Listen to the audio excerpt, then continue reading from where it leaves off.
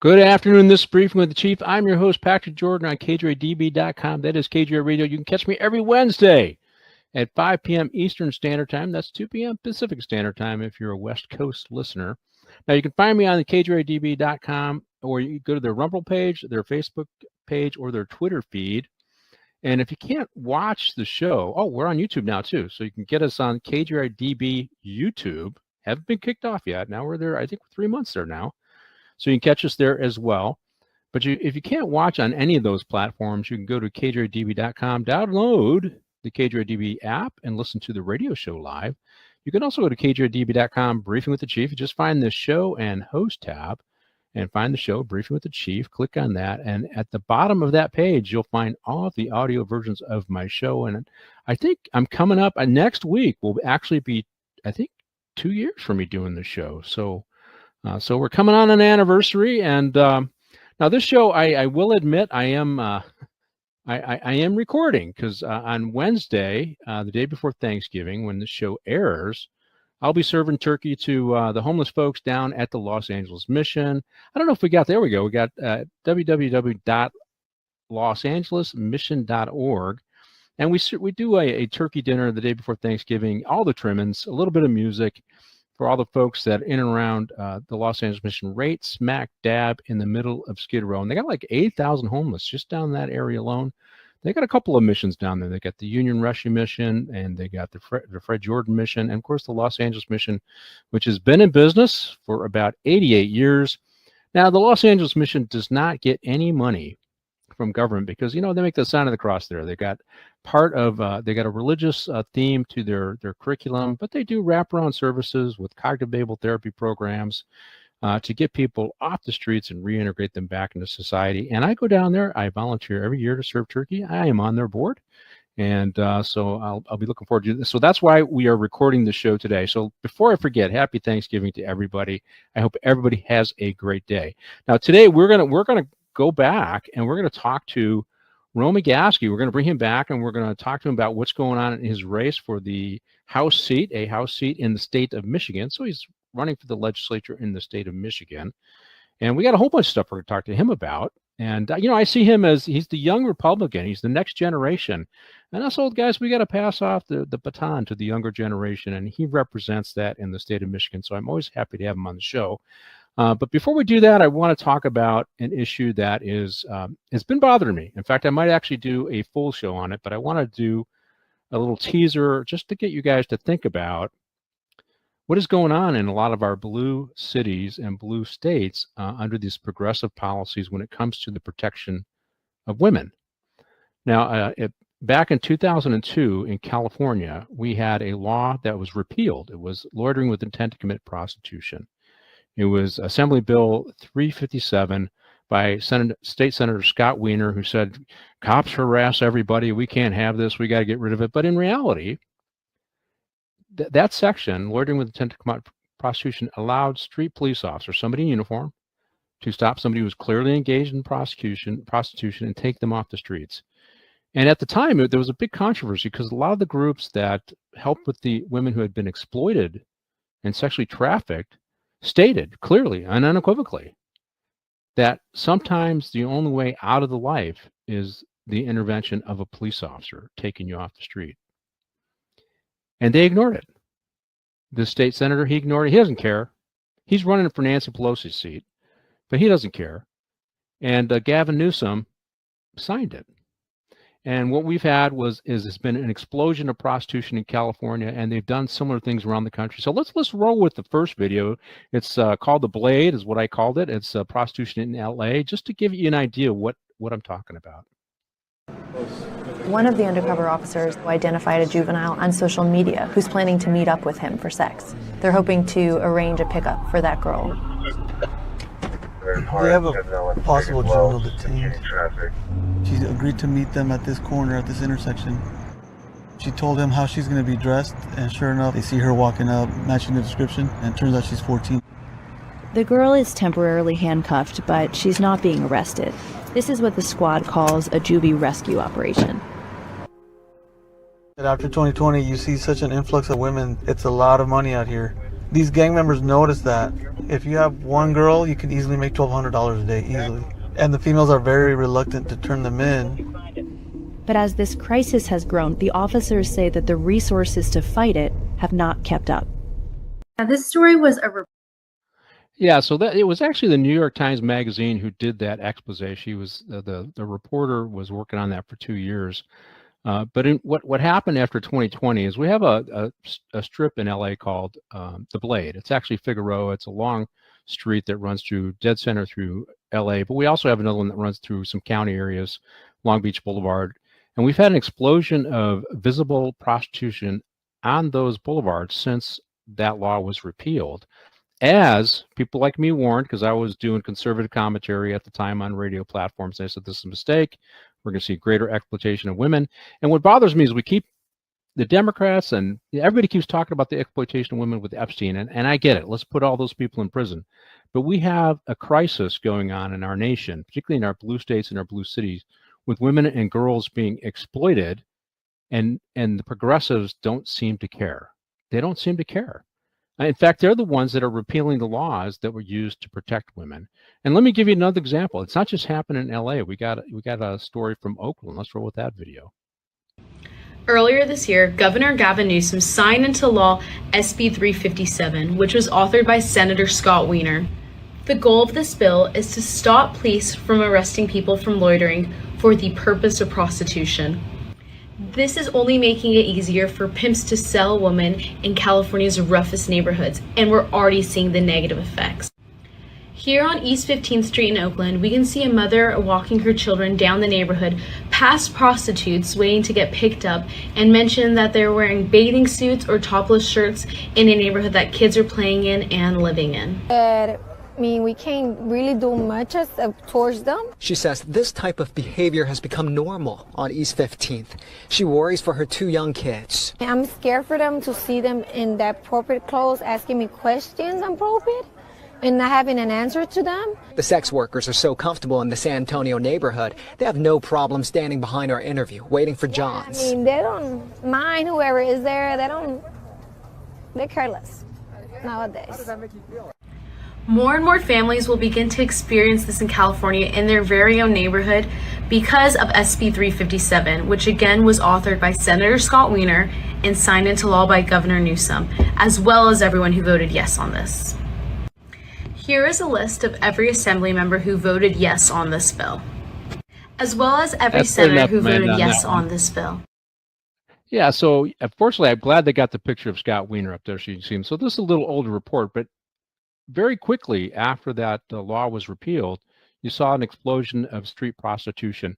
And here's the deal. Here's how this law was enforced. You see a scantily clad person in some of the areas I worked in, included men, looking at drivers of cars, stepping out in the street to look at them, making eye contact with them, and then walking up to them and making contact with them to make a deal. When you see all those elements, it generally indicated that they were that isn't normal behavior. Pedestrians don't do that, right? But if they're doing it for multiple people with multiple cars, that would fit the elements of that would give you an indication that they're engaged in prostitution, right? So somebody who's working the streets like me, police officer, could just make that arrest, boom, easy misdemeanor, take them in the jail. They could bring some resource, they could file on her, go to court, or him, go to court, and give them probation, maybe give them some chance to get some services and get out of the life. That's how easy it was. But as you heard in the first report, now you have to do stings. You have to call, you have to get them set it up, it takes a lot more time and logistics and a lot more police officers to get somebody off the street. So when Scott Wiener wrote this bill, he was told this would be a problem, and he did it anyways. And you see that it's having a problem both in Los Angeles and Oakland. No doubt that we're having a problem with it up in San Francisco as well. Now we got one more I want to show that this isn't just a California thing. These progressive prosecutors around the country are pushing this. This is pushed by this whole progressive prosecutor movement to decriminalize prostitution, or at least decriminalize those things that or take away the tools that allow police officers to deal with it in a much easier way. And so let's roll with the one from New York City. I needed something that allowed me to work a minimum amount of time in order to pay my bills. minimum amount of time with them for the most amount of money, I assume. Correct. Laura Torlaschi was in an unusual line of work. What line of work do you do? So I am a sex worker. I use it kind of to fund my writing and my activist work. Starting at 20 years old, for several years, she was a sex worker, first in Miami, then here in New York. She is disabled and says she needed work that didn't take much time. She met clients online. For financial reasons, I ended up in sex work, and there were a lot of times where kind of the psychological terror of realizing that I could have an arrest record and I could throw away all my parents' hard work because of what I needed to do, the work I needed to do to survive, was not particularly comforting. It's this work, which is illegal in New York, that's now a big topic on the campaign trail. Legalizing prostitution is not the way to bring down crime.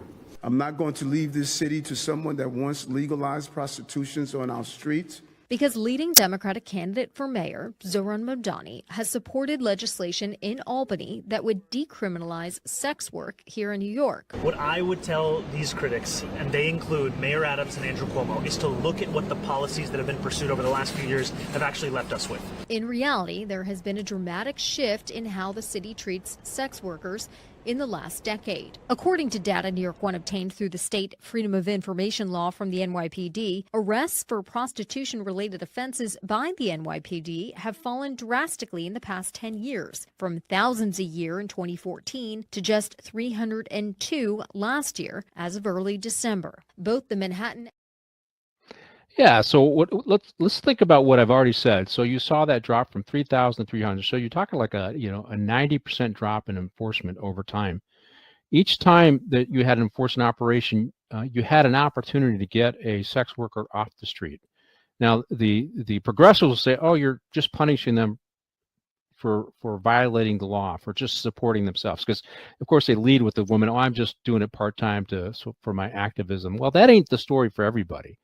In fact, most of these women are being exploited by pimps. They're raped, they're brutalized, they're beaten. They're in a story that I was evaluating, a clip I was evaluating, I didn't use it. They tattooed their name on them so that they know that they're their property. This is what is going on in the streets of Los Angeles, Oakland, San Francisco, New York, Chicago. As these progressive prosecutors push these nonsense policies, it is hurting women, which is really my biggest frustration. I spent 38 years in law enforcement. If I could help a kid, if I could help a woman, if I could help an elderly person, I wanted to do that. That made me feel good. And then they were getting rid of these laws that allow us to help the very people who need law enforcement the most. I'm probably going to have to do a full show on this just because it drives me crazy, and I think there's way more things we can talk about in relationship to it. But we got to get to our guest, and we got to talk about what's going on in his campaign and his platform. So let's go ahead and bring on Roman Gaskey and welcome him back to the show. Hey, Roman, how you doing? Hey, Chief. Thanks so much for having me. Congrats on your almost 2-year anniversary. Yeah. Next week, I think it was like December 4th, 2 years ago, and now here December 3rd is my first December show. Yeah, it's been a fun journey.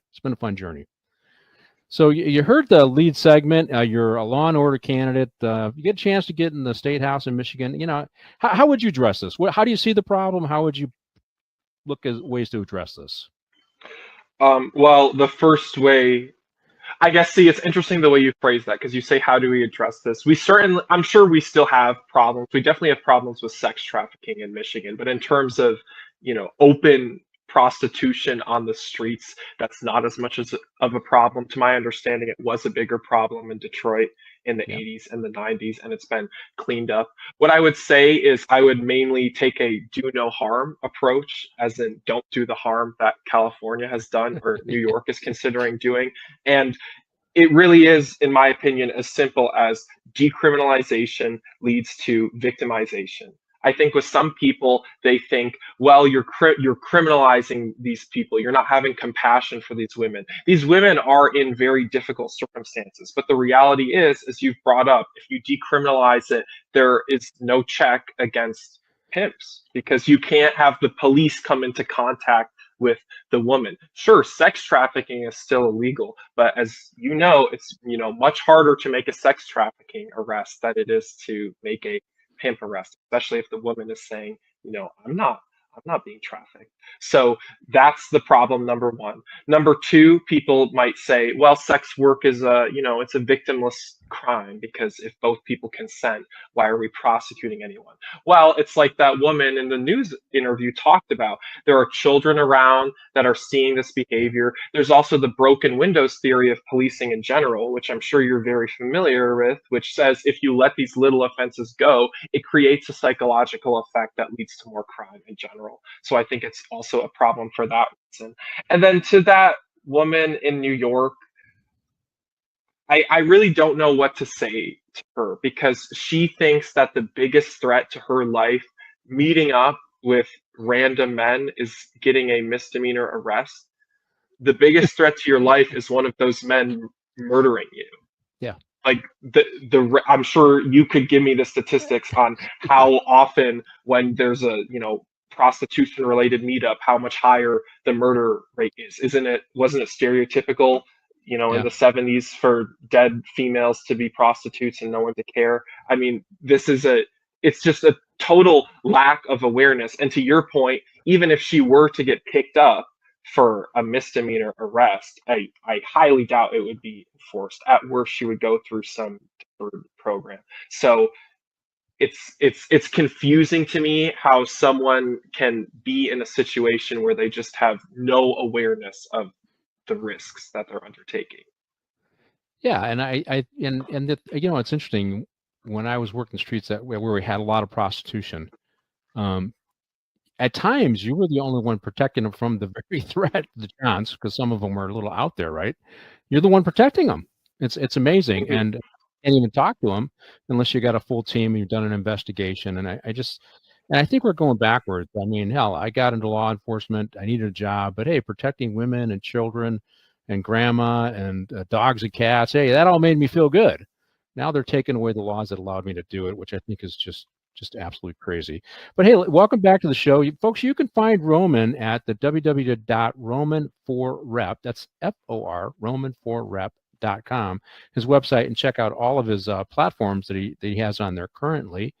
And you can also find him, I believe we got another one, at his Substack. He's got a Substack, so he gets it a little more detailed opinions there on his Substack. So you can check that out too, the romanrecap.substack.com. And Roman's been on before. And how's the campaign going, Roman? How you doing?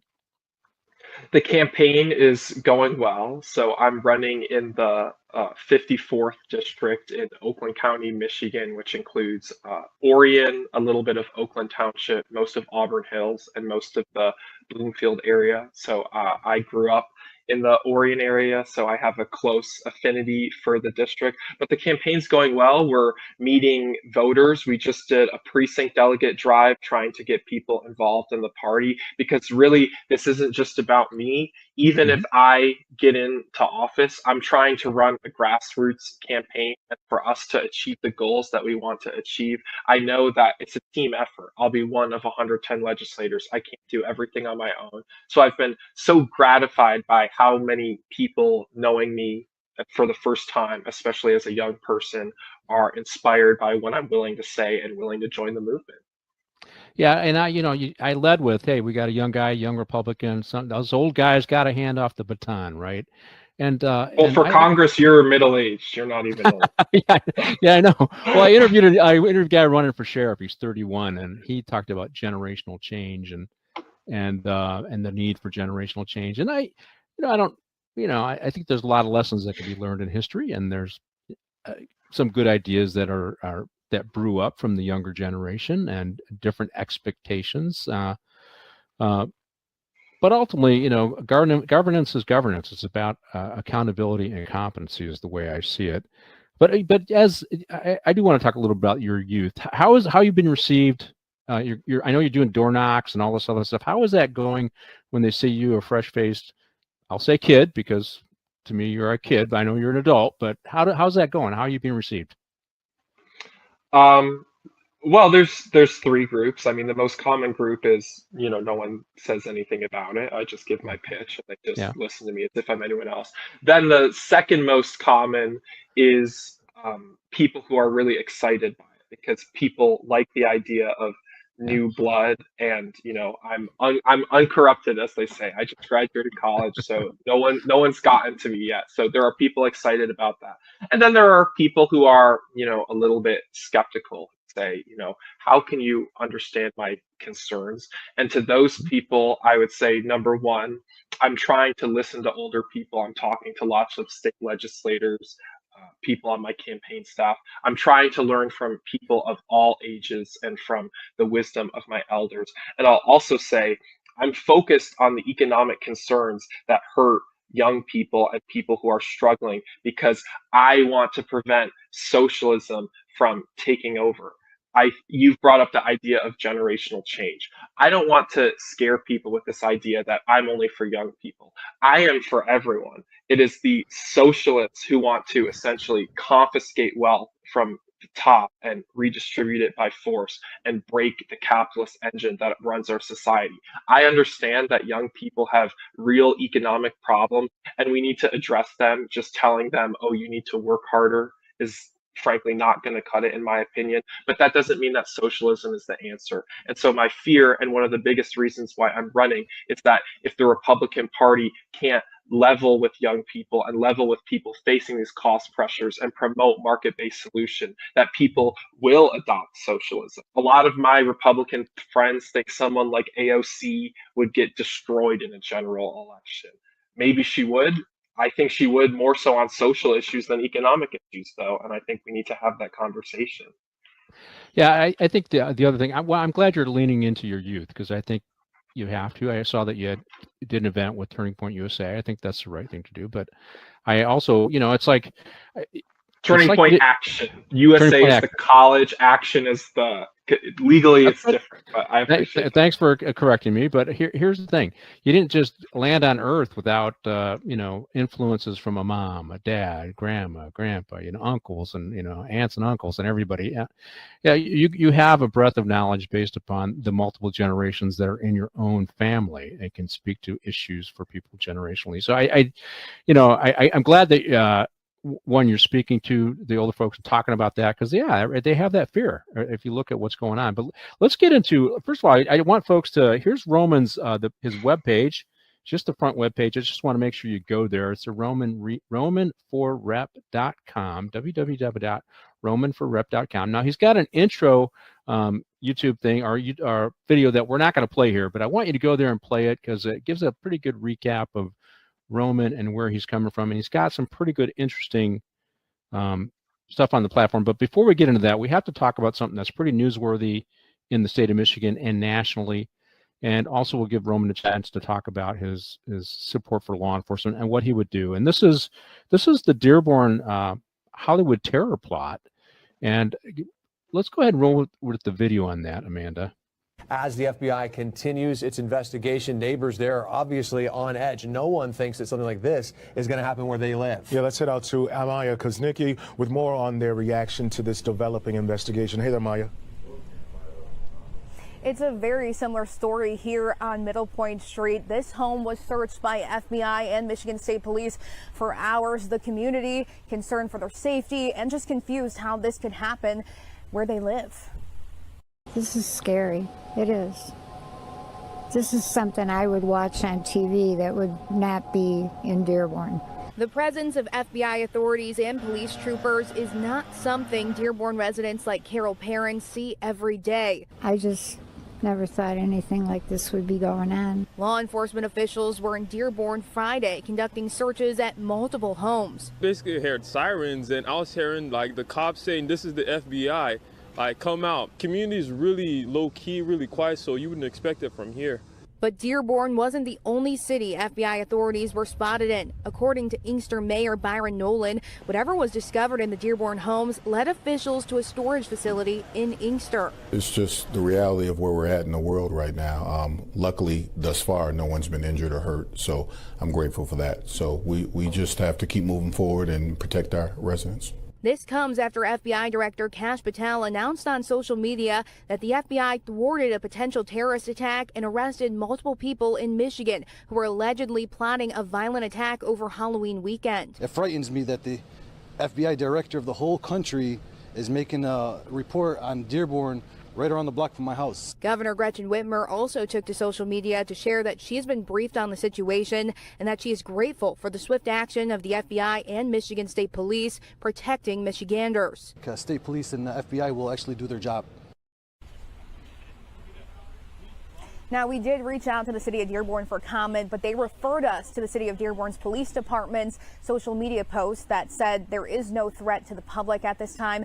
As for the city of Inkster, they did say they are stepping up police patrols for Halloween activities. Tonight, we're live in Dearborn. Amaya Kaznicki, Local 4. All right, Amaya, thank you for that update. Well, great report. They did a thorough job. But one of the things I wanted to, the issue on this here is we still have ongoing threats from overseas. The people involved here, although they were U.S. citizens, were inspired by ISIS. And that's a big challenge in Michigan. We have a large Muslim community and a lot of law-abiding, good, honest, hardworking Americans that are Muslim. But they are being targeted for radicalization by bad actors from overseas. One of the guys did travel overseas. He went to Syria and they got radicalized, and they focused on this. But I wanted to talk about this. There's really two issues that are important: maintaining the capacity for our Michigan State Police and local law enforcement to detect these things, and how you would handle it as a rep. And the other one is pushing the working closely with our federal partners. Because one of the things that most people don't know, unless you read the indictment, I know you read the indictment, is it was the Border Patrol who looked at one of the actors involved in this coming back in our country, looked at his Google search on his phone and realized he was up to no good, and then alerted the FBI, and they were all over this subsequent to that. So if we listened to all the leftists, we wouldn't even be listening to Border Patrol. We wouldn't even talk to them. But in this case, they were a critical piece in putting this together amongst our FBI partners and some informants that we had that the FBI had been working with that clued them into some of this stuff going on. But let's focus on the importance of supporting law enforcement to maintain the capacity to seek out these bad plots, and then working with our federal partners. Can you focus on those two issues? So first of all, you hit on a really key point here. Yes, because I skimmed the criminal complaint, and yes, it was CBP. So it was having a secure border that caught this guy. If he didn't have the contact with CBP, then he wouldn't have been monitored, and this would have played out. I want to expand a little bit on the attack. I feel like that news report, it focused on where because to my understanding, the suspects are from Dearborn and Inkster. The attack was not planned in Dearborn and Inkster. It was planned in two places, I believe. First, it was in Ferndale, which is in my county, Oakland County. They were targeting Ferndale because there is that is like the prime gay community in Oakland County. So they were, targeting that because of radical Islam. And then they also wanted to go south to Cedar Point, which is a, very big amusement park in the Midwest. And they wanted to do a Halloween weekend terror attack. So this is the importance of, interagency control, like you said. I know because Ferndale was involved, even Oakland County. I was listening to our sheriff, Bouchard, recently, and he was saying Oakland County was also involved with apprehending these suspects. So it's a combination of so many things. It's a combination of federal and state. It's a combination of these different agencies within the state, these different county level agencies as well. So yes, this is the importance of working with the feds, because I know nowadays, people may or may not agree with what CBP does or what ICE does or what the FBI does or what the CIA does. We can talk about those edge cases where there's inappropriate activity, but you can't throw out the baby with the bathwater. If we didn't have federal coordination, we wouldn't have caught this. Yeah, absolutely. If everybody said we're not going to actually work with ICE, we're not going to talk to the FBI, we're not going to, because that's what they did in Illinois. We're not working with any of the feds. Thankfully, calmer heads are prevailing in the state of Michigan, and they stopped attacking. Or now, yeah. Well, I did when Trump was elected. I think your governor was down there in the Oval Office meeting with them. So maybe she was She wasn't bearing the hatchet. I think she was. Well, maybe she was bearing the hatchet. She was not in his back. Just a peace offering, I guess. But it's common sense. We work with all of our federal partners. You may not like what ICE their mission has to do, but you know what? Their mission is critical to the safety of the community as it relates to terrorism as well. But I did want to dig into that one. You were right. We need to point out that one of their primary targets was the LGBTQ whatever community, which is ironic given that a lot of the leftists in that community are really supportive of Palestine and people who really don't look at them as they don't even see them as somebody that should exist, right? They don't believe in their lifestyle. If they were living in the Middle East, they would be in some places they would be tortured and killed. In other places, they certainly would be persecuted a little less than that. And yet they support them wholeheartedly. And here ISIS is, they want to target them, right? So and that's the thing. If you're living in the U.S., we have to use all the resources to protect you no matter who you are, even if we don't agree with your lifestyle. That's the difference between Western democracy and these radical Islam, Sharia law, and that kind of stuff. I don't know if you want to respond to that or not, but that's kind of how I see it. If you're here, we're going to protect you. That's our goal. That's our responsibility. Even if you're right. Go ahead. Right. We have to protect people. And just to be clear, I do want to also comment on Dearborn, because there was a group that claimed to represent Republicans or claimed to represent conservatives that was going around rubbing bacon on the Quran and putting lighter fluid on the Quran and trying to burn it. Like that is not the way to solve this either. We do have a Muslim community in Dearborn. We have Muslim communities in other cities in our state, and we have to be able to work with them. Some of them, have beliefs that could be concerning, but they also have the right to have those beliefs. We just have to make sure that those beliefs don't translate into action. Yeah, it's we're forgetting, what was our country founded on? A belief in religious tolerance, right? And that cuts both ways for the majority faith in the country, and that even minority faith. We're in an interesting spot here because you can compare us and you can compare France, and it's really a different model. I'd call us freedom of religion, and I'd call them freedom from religion. Like in France, I don't think you can wear like a cross, a hijab. Right. You can't wear any of that in school. And it seems like in terms of a backlash to the Islamification of some cities like Minneapolis and Dearborn, some people want to go for that approach. But if you look at our constitutional history, we really don't have precedent for that. We have to change a lot of things. Yeah, and local leaders who may have a majority Muslim need to understand those values of our country and embrace tolerance for people of other faiths, and even those that they don't have faith, they have secular beliefs and may not believe in those faiths. They need to tolerate that stuff too. All right, hey, that's the bomb plot, and we're going to keep an eye on that one. I don't know where it's going to go. It did cover multiple states. It was not only here; it was New Jersey. They had some bad actors there, Washington State. But I do want to commend the FBI and the CBT for doing a great job, as well as the Michigan State Police and all the other law enforcement who were involved in that one. So I wanted to get into now. One of the things on your website is Detroit Edison, right? Is some of the outages that are going on in the state, but it's not just Detroit Edison, it's also throughout the state. I was doing research for your show. There are other parts of the state that are also having outages, and you had some incentives. You wrote on your website that you would try to incentivize change in the power companies to reduce the number of outages and the duration. I think the biggest part was the duration of the outage, right? So talk about the problem and then how your incentives would work to encourage the electric companies to get up to speed, get a little more confident in what they do. So you're right. Michigan does have many different investor-owned utilities. I talk about DTE mainly on my website because all of my district is covered by DTE. That covers, I believe, 100% of Oakland, Macomb, and Wayne County. But there's also Consumers Energy. There's one in the UP. I believe there's a West Michigan one as well. So there's several of these. Now, I want to apologize to Michiganders. I want to actually tell them that I was wrong. When I started this campaign, I said we were the 4th slowest in terms of power restoration. Well, I was wrong about that, and I want to apologize. I did research for the show, and it turns out we are actually the slowest in terms of power restoration. A new report came out 2 months ago that I missed in my first reading. So yeah, we are actually the slowest in terms of power restoration. So what I think needs to happen here is that we need to create standards for our investor-owned utilities.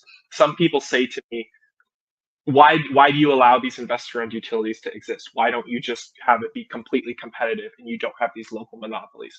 I've spoken with people in the Michigan legislature and the energy industry and all that. From what I understand, that is what our system was pre-2008, and it was actually worse than what we have now. So that is the answer to some people ask me, well, why don't we just completely break the monopolies? Instead, I believe we need standards for the monopolies. We need to tie standards to better performance, because there are 2 statistics. So there's SAIDI, SAIDI, which is the amount of outage time per customer, and then KD, which is the average outage restoration time. So KD is the one I already mentioned. We are the worst out of 50 states in DC. We're literally the worst. And then in terms of in terms of the amount of outage time per customer, don't worry, we're only the 2nd worst. So we're killing it in that one. So, I mean, this is you can look at these rankings. We continuously get rate hikes, and what do we get for the rate hikes? It doesn't really seem like we get much. And I think the problem here is that these monopolies are just not incentivized to innovate and incentivized in a way where rate hikes actually correspond to the people getting a better deal.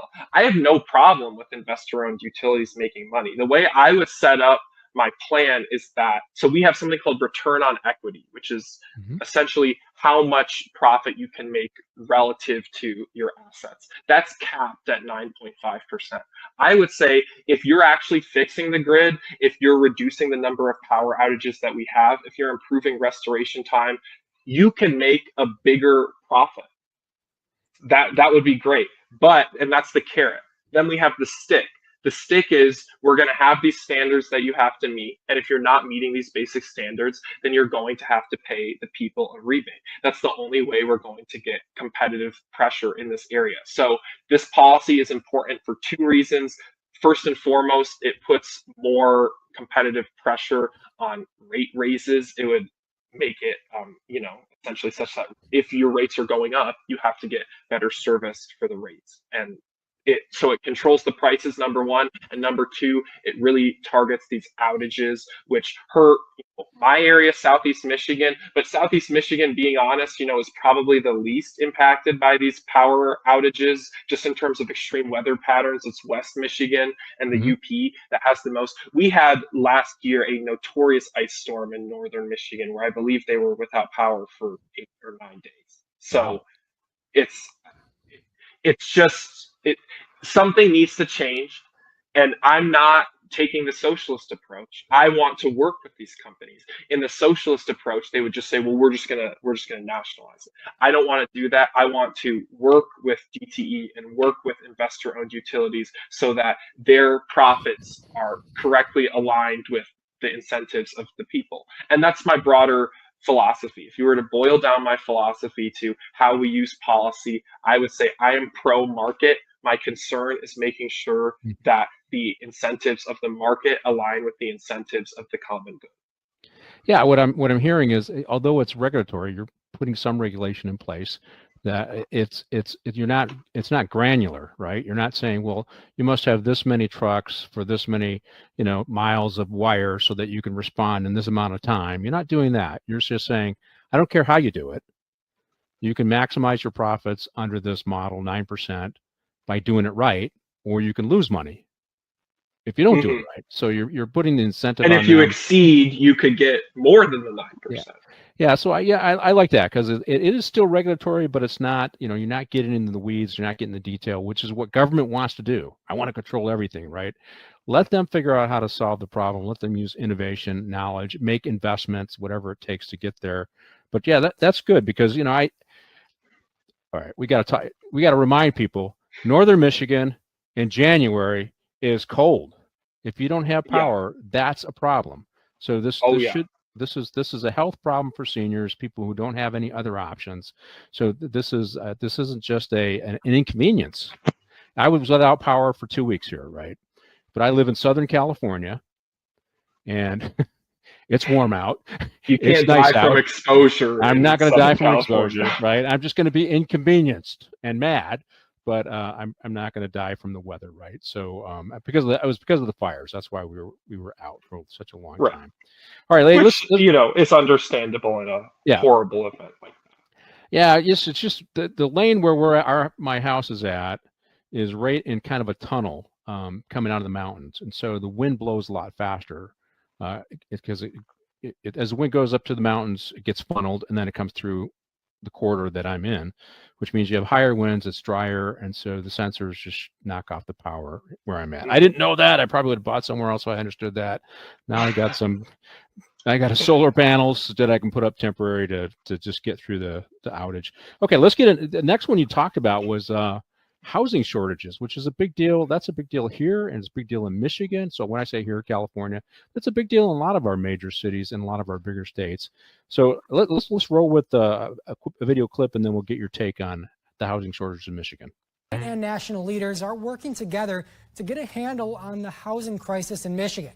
Today at the Mackinac Policy Conference, they discussed ways to cut through red tape to get more Michiganders in homes.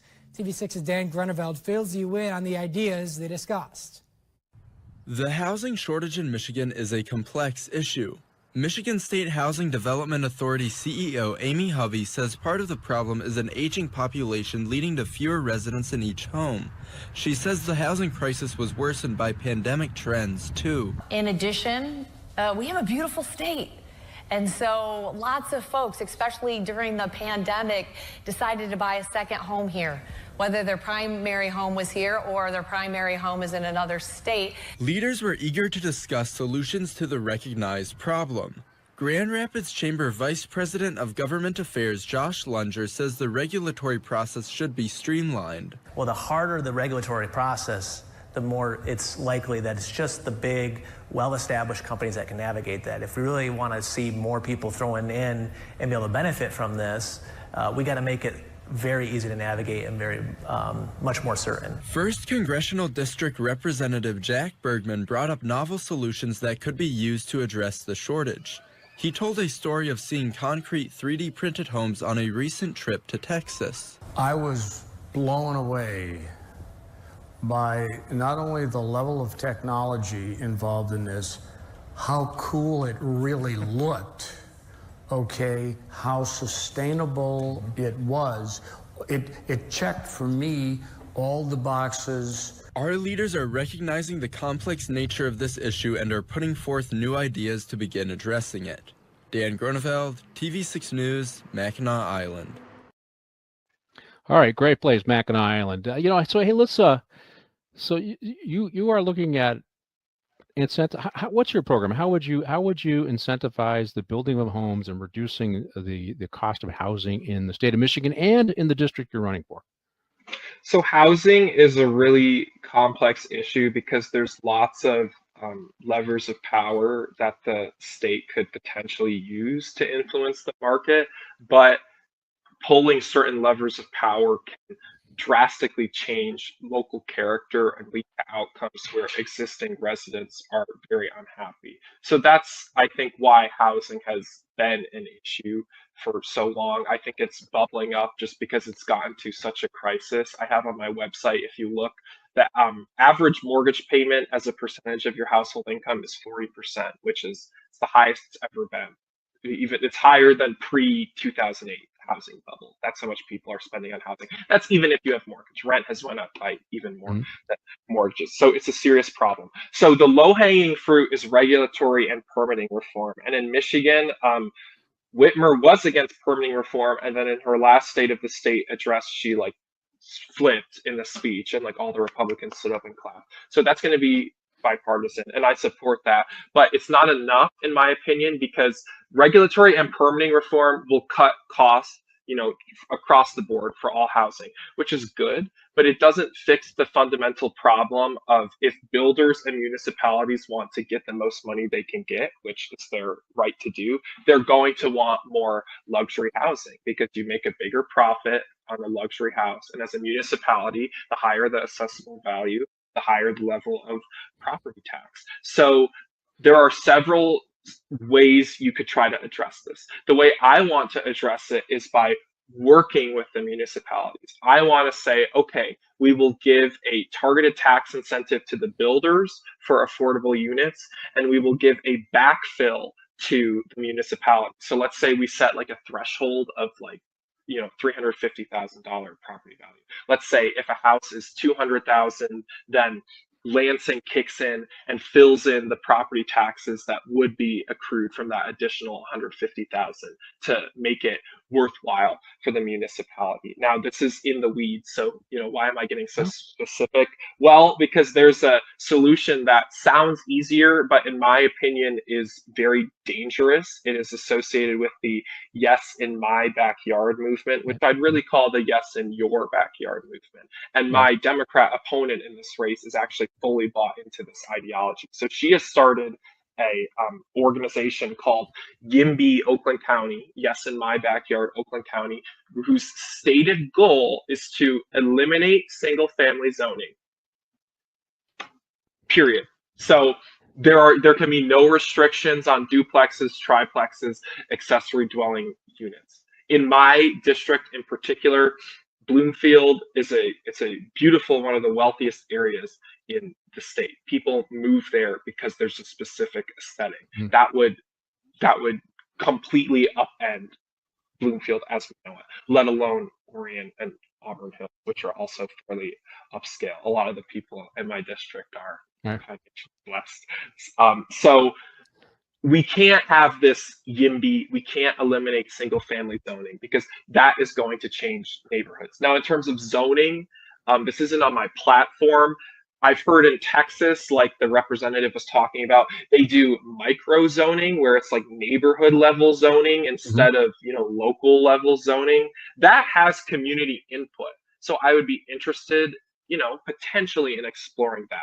But the reason I'm so against this YIMBY policy is because it completely takes away local control. It completely takes away local accountability. It kind of standardizes and homogenizes every neighborhood. And one of the things people really like about Metro Detroit is that the different neighborhoods have a very different character and identity. And this, in my opinion, is just an attempt to kind of just take the extremes on both ends and just kind of, push it all to the middle.